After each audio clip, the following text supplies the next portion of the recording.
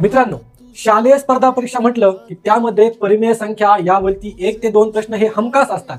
आज आपण या व्हिडिओमध्ये परिमेय संख्या म्हणजे काय असतात हे समजून घेणार आहोत. यानंतर तुमचा यावरचा एकही प्रश्न परीक्षेला चुकणार नाही.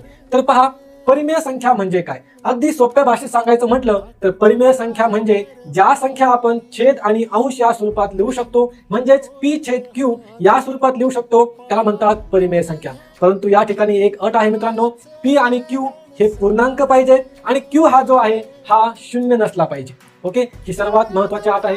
नंतर जर परिमेय संख्येचे नियम बघायचे म्हटलं तर परिमेय संख्यामध्ये सर्व पूर्णांक संख्या ज्या आहेत ना त्या परिमेय संख्या असतात. कारण प्रत्येक पूर्णांक संख्या ही 7/1 आपण या स्वरूपामध्ये लिहू शकतो. तसंच 6/1 या स्वरूपामध्ये आपण लिहू शकतो. नंतर जर दुसरा नियम बघितला तर नैसर्गिक आणि पूर्णांक संख्या या सर्व संख्या मिळून सुद्धा परिमेय संख्या बनतात. यामध्ये धनसंख्या पण चालतात आणि ऋण पण चालतात. बऱ्याच वेळा मुलं ऋण संख्येला घाबरून जातात, परंतु या ठिकाणी धनसंख्या पण आणि ऋण संख्या सुद्धा परिमेय संख्येमध्ये असतात.